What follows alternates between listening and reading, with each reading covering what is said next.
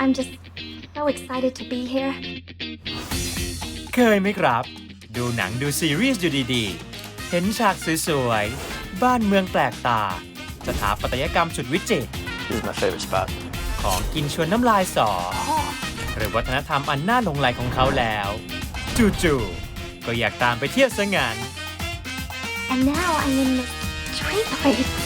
แต่ใครว่าพี่ฮอลลีวูดและเฮียเกาหลีเขาจะทำเป็นกันอยู่แค่2 คนถ้าตั้งใจทำดีๆไทยเราก็ทำได้น่าเที่ยวไม่แพ้กันตัวอย่างที่เราอยากจะเชียร์คือแปลรักฉันด้วยใจเธอซีรีส์ Coming of Age ที่โด่งดังสร้างชื่อเสียงไปทั่วเอเชียป้ายยาให้นักท่องเที่ยวทั้งในและนอกประเทศต้องไปตามรอยเช็คอินที่จังหวัดภูเก็ตกันเป็นแถบ มาทำอะไรอ่ะทำไมไม่อยู่บ้าน ก็เผื่อเจอใครบางคนที่นี่มั้ง จอดอ Just Do It และสำนักงานส่งเสริมเศรษฐกิจสร้างสรรค์เลยจะพาคุณไปไขเคล็ดลับความสำเร็จกับผู้กำกับบอสนฤเบศกูโน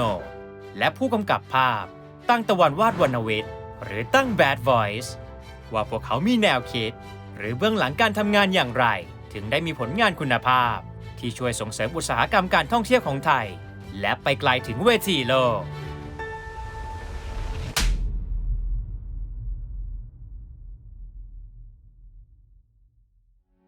ถ้าในมุมพี่ว่ามันคือทำให้รู้สึกสำหรับพี่แบบว่าทำให้ซีนนั้นมันรู้สึกแบบรู้สึกอะไรก็ได้นะรู้สึกเศร้ารู้สึก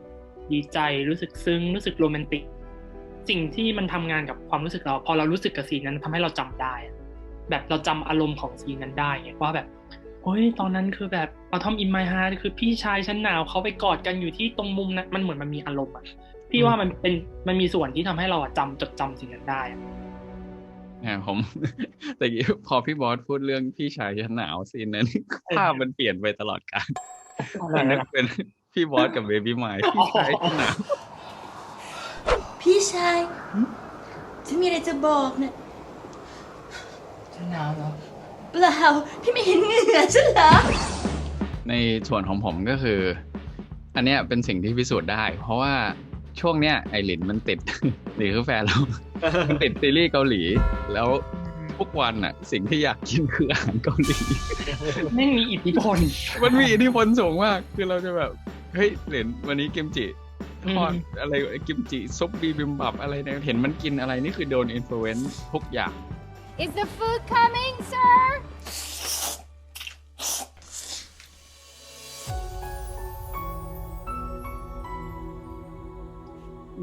พี่ว่าไม่นะไม่มีใช่ไหมไม่เคยเจอส่วนตัวเหมือนกันหมายถึงถ้าส่วนตัวนะไม่เคยเจอซึ่งถ้ามีมันก็จะดีมากก็อย่างที่เห็นใน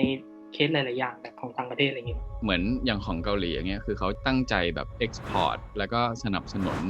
เรื่องการทำสื่อของเขาอยู่แล้วมันก็เป็นแบบเคสสตัดดี้ที่แบบน่าสนใจนะคือแบบตั้งใจลงทุนว่า product ของประเทศเราอ่ะจะเป็นสื่อจะเป็นแบบภาพยนตร์เป็นการขายแล้วมันมากับการแฝงวัฒนธรรมที่เหมือนเราไม่ได้รู้สึกฝืนแต่ว่าอย่าง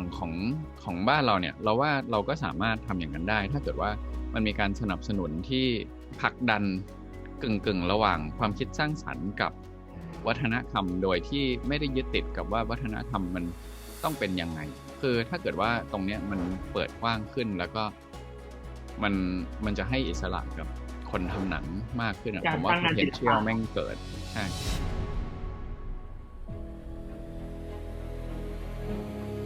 ก็คือกองต่างประเทศเวลามาถ่ายที่ไทยจะมีโลเคชั่นที่มาใช้ซ้ำๆบ่อยตัวหนังเองเวลามาถ่ายที่เนี่ยมันมีการมองว่าเนี่ยแหละประเทศไทยเพราะว่าเวลาภาพเนี่ยไปอยู่ในหนังมันชัดมันสื่อสารได้ง่ายมันก็เหมือน reinforce message ว่าเนี่ยความไทยเป็นอย่างนี้ความไทยเป็นอย่างนี้ก็คือเราก็เข้าใจในความเป็นหนังแมสของมันด้วยที่แบบอยากสื่อสารให้เร็วที่สุดว่านี่คือไทยนึกออกไหมแอร์ไทม์หรือตัวบทในหนังมันก็มีส่วนเหมือนกันอะไรเงี้ยในแอร์ไทม์สั้นๆนั้นเราจะเล่าว่าให้มันออกมันเป็นแบบประเทศไทยมันก็คงจะต้องมีแลนด์มาร์คบางอย่างที่แบบตะโกนแล้วมันชัดมากเนี่ยแต่ว่าจริงๆหลังๆพี่ว่ามันก็มีหลายๆจุดที่มันเห็นเยอะขึ้นนะมันก็แบบไม่ได้แค่จุดเดียวแบบไม่ได้ว่าเมืองไทยเท่ากับวัดอะไรเงี้ย มันก็เริ่มเป็นเมืองไทยเท่ากับทะเลเมืองไทยแบบเริ่มมีภูเขาไม่ได้ขี่ช้างนะก็เริ่มมีตุ๊กๆอะไรเงี้ยพี่ว่ามันก็มีส่วนที่ขยายขึ้นเหมือนกัน อ่ะ งั้นกูมีเรื่องหนึ่งที่กูไม่เคยบอกใคร แต่กูจะบอกแค่มึง เรื่องอะไรวะ คือเริ่มต้นนะพี่เริ่มต้นว่าพี่อยากทำหนังรักชายรักชายที่อยู่ในต่างจังหวัดโดยที่ยังไม่ได้มีเรื่องเลยนะมันเป็นแค่ความสนใจของพี่เฉยๆว่าพี่อยากเล่าแบบการ coming of age ของเด็กผู้ชาย2 คนอยู่ในต่างจังหวัดซึ่งตอนแรกพี่ก็มีแค่นี้เลยพี่เอาไปคุยกับตั้งก็คือมีคร่าวๆแค่นี้เลยโอเคกันเดี๋ยวพี่ก็ไปต่อยอดกันซึ่งโดยเริ่มต้นนะมันก็ยังไม่ได้ระบุจังหวัดนะมันก็แบบแค่เป็นว่าเราอยากเล่าเรื่องอะไรอะไรเงี้ยแล้วมันค่อยๆพัฒนาว่าแบบจริงๆเด็ก2 คนนี้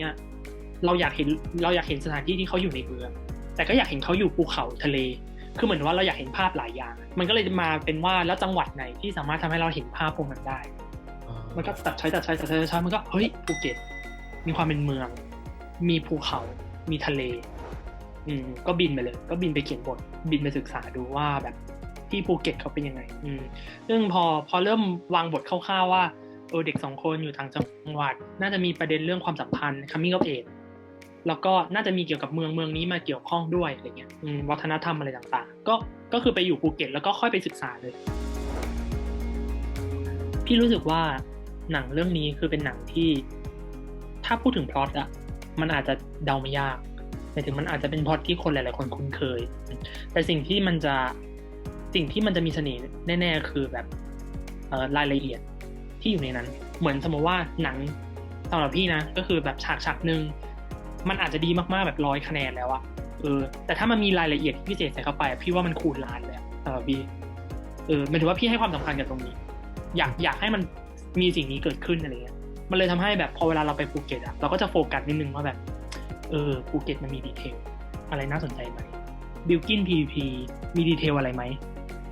มันก็จะมีหลายๆอย่างที่อยู่ในหนังมันอาจจะแบบไม่ได้ทำให้เรื่องมันเดินหรอกคือแบบมีไม่มีก็ได้มันไม่มีผลหรอกแต่พี่ว่ามันมีแล้วมันมีเสน่ห์สำหรับบทนะพวกดีเทลเนี้ยแหละพี่ว่าภูเก็ตก็คือช่วยได้เยอะมากๆตอนแรกไอเดียแรกสดเลยที่คิดคือไม่ใช่อย่างที่ถ่ายออกมาเลยอันแรกที่คิดเลยคือเลนส์อีกชุดหนึ่งจะเป็นสีอีกแบบหนึ่งอะไรเงี้ยจนกระทั่งไปถึงภูเก็ตมั้งเอาเครื่องวัดแสงไปด้วยตอนนั้นแล้วก็รู้สึกว่าภูเก็ตแม่งเป็นแบบอีกดินแดนหนึ่งคือส่วนใหญ่ในชีวิตเราก็คือถ่ายกรุงเทพแล้วแสงมันก็จะเราคุ้นแล้วว่ามันเป็นประเภทหนึ่งแล้วเราก็คิดว่าภูเก็ตมันก็อยู่ในไทยเหมือนกันมันก็คงไม่ต่างกันมากหรอกพอแบบโหแดดไม่แบบมาอย่างนี้เว้ยแล้วแบบแดดเฉียงเวลาแม่งเยอะมากพอหยิบที่วัดแสงออกมาวัดได้ F90 อะไรอย่างเงี้ยคือแม่งสว่างแบบระเบิดช็อ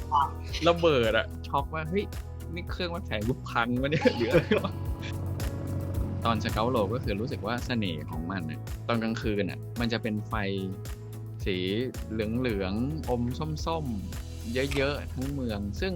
มันแบบช่วยดันสีของเมืองที่มันหลากหลายเป็นแบบแดงน้ำเงินเขียวเหลือง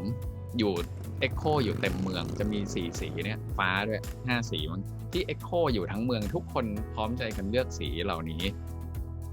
ขนาดธรรมชาติของมันก็จะไม่พ้นสีประมาณนี้ซึ่งน้ำทะเลก็จะเป็นสีเขียวเทอร์คอยส์กับสีฟ้าทรายสีเหลืองอะไรอย่างเงี้ยเราก็เลยคิดว่าเพราะฉะนั้นการจัดไฟทุกอย่างเนี่ยมันดูอิ่มขึ้นเวลามันเป็นไฟประเภททังสเตนที่มันแบบสีเหลืองหน่อยซึ่งเราก็ไม่ค่อยได้ทำเราก็เลยเหมือนมาแบบลองดูว่าถ้าเกิดว่าเราใช้ไฟประเภทนี้เป็นเมนหลักๆบวกกับไฟบ้านที่เป็นหลอดบ้านเลยนะที่ใช้แบบหยอดอยู่แล้วหยอดอยู่แล้วส่วนใหญ่เป็นแบบเหลืองพิเศษอย่างเงี้ยมันจะเป็นยังไงถ้าเกิดว่าผมจะถ่ายหนังอย่างเงี้ยผมจะใช้ภาพนิ่งเป็นเรฟแล้วก็ถ้าเกิดว่าจะถ่ายภาพนิ่งจะใช้หนังเป็นเรฟเพราะว่าสลับกันใช่เพราะว่ากลัวแบบเหมือนไปเราก็เลยชอบใช้เรฟจากสิ่งที่มันอยู่คนละแบบคนละมีเดียกัน อันเนี้ยที่มีอิทธิพลต่อภาพเยอะในแปรลักษณ์ก็คือเล่มของแมกนัมไชน่าหนังสือภาพของแมกนัมที่เขาไปถ่ายที่จีนอย่างเงี้ยเหมือนอันที่ได้มาเยอะเลยอ่ะก็จะเป็นวิธีการวางคนของช่างภาพมันจะวางแบบภาพสตรีทอะเราชอบอยู่แล้วมันแบบถ่ายเอฟลึกพยายามไม่แบบไม่เบลอข้างหลังทิ้งเยอะเขาจะมีภาพกว้างเยอะมันทำให้วิวกับคนเนี่ยเป็นแบบเป็นเพื่อนกันเหมือนวิวมันก็จะเป็นจากที่มันแบบเป็นองค์ประกอบความสวยงามมันจะกลายเป็นตัวละครอันนี้ก็เหมือนแบบพัฒนามาด้วยกันกับพี่บอสรู้สึกว่าแบบถ้าเกิดว่าเราทำให้เมืองภูเก็ตเป็นแบบตัวละครอีกตัวได้ด้วยเนี่ยจะดีต้องคิดถึงบ้านมากแน่เลยอะอยากไปทุกที่ที่เคยไปเลย ตอนที่คุยกับทีมเขียนบทอะไรเงี้ยมีหลายส่วนที่รู้สึกว่าถ้าเราทำถึงหรือว่าถ้าเราทำแล้วให้มันพิเศษจริงๆคนน่าจะอยากไปมันมีอยู่บ้างที่เราคิดไว้อยู่ในใจโอ้ยพอมันเป็นหนังที่แบบเราเห็นบรรยากาศเยอะขนาดนี้แบบเราจะทำยังไงให้มันพิเศษดีแล้วหนึ่งในฟีดแบ็กที่จะรู้ว่ามันแบบมันเข้าถึงคนดูแล้วคนดูอินคือการที่เขาอยากไปก็เป็นหนึ่งในฟีดแบ็กที่มันบอกเราได้ว่าแบบเขาอิน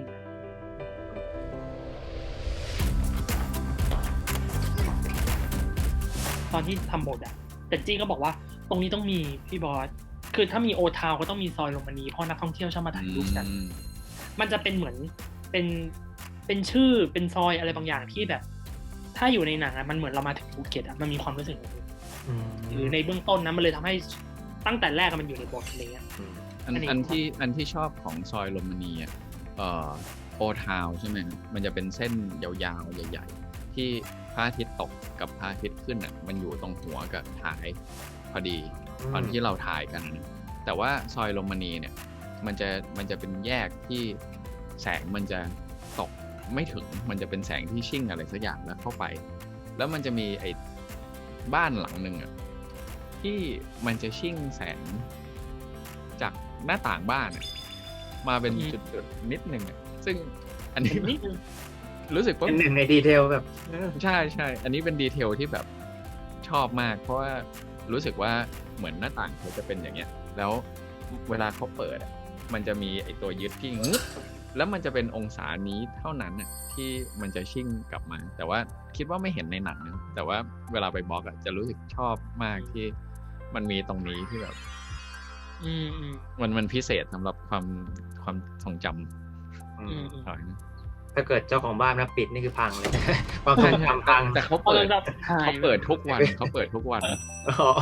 โอเคคือที่นี่เป็นที่ตอนที่พี่ไปกับจันจี้คือมันเกิดจากว่าเฮ้ยทำไมมันเหมือนมีวัดอยู่ตามมุมตามเมืองของที่นี่ตลอดแล้วจันจี้ก็บอกว่ามันไม่ใช่วัดมันเรียกว่าอามก็แบบอามก็เลยบอกว่ามันเป็นภาษาแบบของภูเก็ตว่าเหมือนเรียกวัดเรียกศาลเจ้าว่าอามก็แบบเหมือนแค่เริ่มแค่นี้ก็รู้สึกพิเศษแล้วทั้งภาษาที่มันเป็นภาษาเฉพาะแล้วก็มันมีอยู่หลายๆทุกที่อะไรเงี้ยก็เดินเจอหลายที่นะจนมาเจอเนี้ยแหละศาลเจ้าแสงธรรมแล้วก็มันไม่ใช่วัดแบบเป็นตั้งเป็นวัดแต่มันเป็นซอยเขาเรียกว่าเป็นแบบเป็นอาคารเป็นห้องแถวแต่มันเป็นวัดแบบแค่นี้ก็รู้สึกว่ามันยิ่งพิเศษอีกเลยพี่บอสชัดมากตอนที่หาศาลเจ้าก็คือจริงๆศาลเจ้ามันมีโจทย์อยู่ไม่กี่อย่างแต่อันนึงที่เป็นโจทย์ใหญ่ๆคือพี่บอสบอกว่าต้องการที่รู้สึกว่า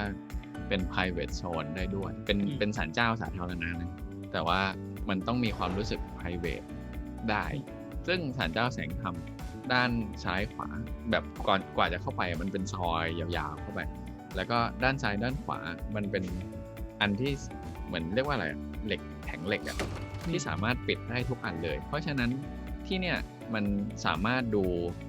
Public แล้วก็ Private ได้เหมือนมันสามารถเกิดความรู้สึกได้แบบหลากหลาย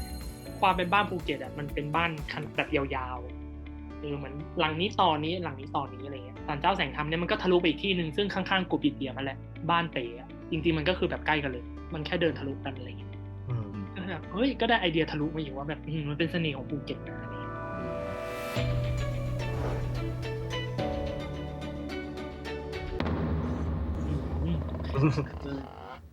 เลย มันเหนื่อย มันเหนื่อยมันเหนื่อย คือ มัน แค่ เป็นคิวแรกเลย แต่ว่ามัน ใช่อะ มันต้องมียังไงแบบที่นี่ไม่ ใช่มันต้องมีอะ มันต้องมีอ่ะมันไม่มีไม่ได้จริงๆมันสวยขนาดนั้นแบบทุก คือ อ ไม่ ย่าง ว่าอย่างนี้คือต้องเอาให้ได้อ่ะ ต้องเอาให้ได้ แต่การทำงานนี่ก็คือหาทำสุดๆอยู่เหมือนกัน แค่อันเดียวที่แบบความยากในการถ่ายทำก็คือตอนแบกอุปกรณ์ลงไปอ่ะแบกของลงไปอะก็แรงหมดแล้วอ่ะคือแบบไม่ไหว ไกล แล้ว มากเลยนะ แบบ มองไปมันเหมือนจะใกล้แต่มันไกลนะใช่ไหม ใช่มันไกล แล้วแบบที่เหยียบอะไรเงี้ยคือแบบยากมาก แล้วประเด็นคือมันเล่นกับแสงด้วยอ่ะเหมันถ้าเราถ่ายเวลาโดยที่ไม่ได้คำนึงสิ่งอื่นอะมันอาจจะมีเวลากว่านี้แต่เป็นแบบเฮ้ย20 นาทีพระอาทิตย์จะมาเฮ้ยอีกแป๊บนึงมันจะมืดอันนี้มันเป็นเรื่องของแบบธรรมชาติด้วยอ่ะ ควบคุมไม่ได้เลยทั้งเส้น ไม่ได้เลย ไม่สามารถแบบทำอะไรได้กับแสงเลย ถ้ากูจะเป็นอะไรก็ได้อะกูขอเป็นแฟนมึงได้วะ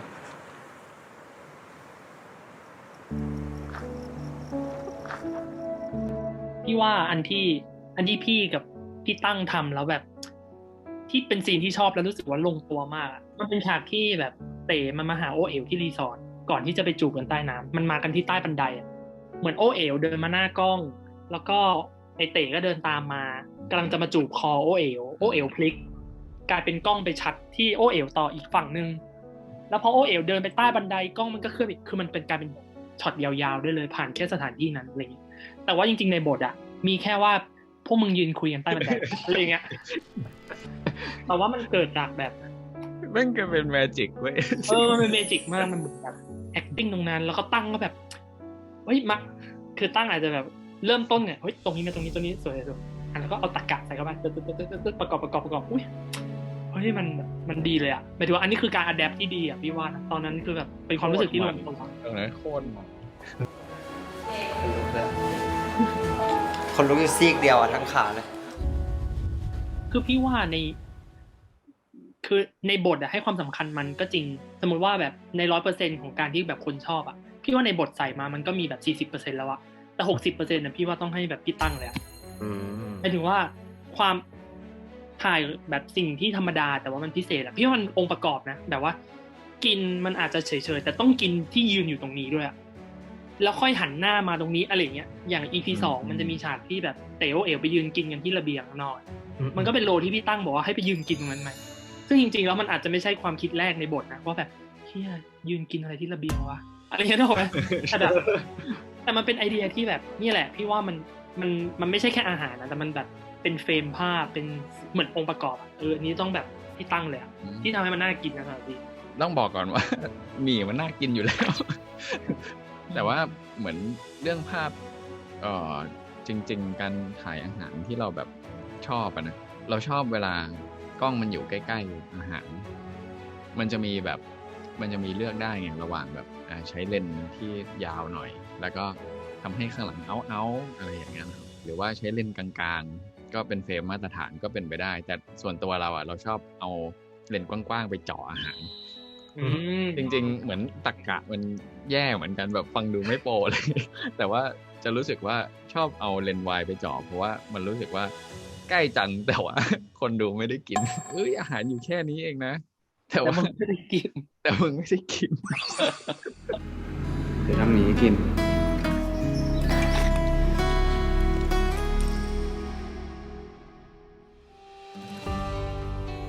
รู้สึกว่าต้องอินแล้วแม่งจะแบบดีหรือถ้ามันออกมาไม่ดีอย่างน้อยเราจะชอบเพราะว่าเราอิน 10 คนไม่ชอบเลยอย่างเงี้ยเราจะชอบ อันนี้ก็เตือนตัวเองเหมือนกันคือพยายามเปลี่ยนให้ชีวิตไปทางนั้นอยู่ แล้วพี่ว่าต้องแบบใส่ใจรายละเอียดพี่ว่ามันจะมีเสน่ห์ขึ้นสำหรับพี่รายละเอียดของโจทย์ที่เราอยากจะทำพี่ว่านี้น่าจะแบบเป็นส่วนสำคัญในการสร้างคอนเทนต์ที่ทำให้รู้สึกว่าแบบต่อให้เราเล่าเรื่องเดิมแต่ว่ามันก็มีเมจิกโมเมนต์ของมันหมายถึงว่าก็เตือนตัวเองด้วยนะหมายถึงว่าไม่ว่าจะทำกี่คอนเทนต์หรือทำอะไรก็แล้วแต่ต้องเหมือนอย่าลืมหาเสน่ห์หรือรายละเอียด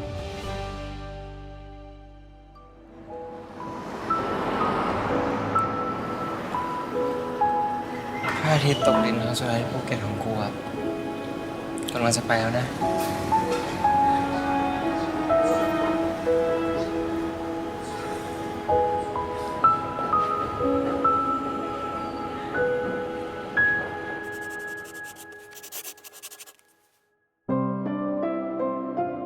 ก่อนจากกันไปบอกพวกเราหน่อยครับว่า ทำไมถึงอยากไปภูเก็ตตามรอยแปลรักฉันด้วยใจเธอครับ ถ้าคุณรักซีรีส์ก็อย่าลืมกดซับกดแชร์ กดไลค์และกดปุ่มกระดิ่งแจ้งเตือนเอาไว้ เพื่อไม่ให้พลาดหลากคอนเทนต์สุด Exclusive เจาะลึกถึงความบันเทิงกว่าใคร ที่เดียวที่จอดอ Just Do It พิมพ์ Just It ภาษาอังกฤษ ส่วนดูภาษาไทย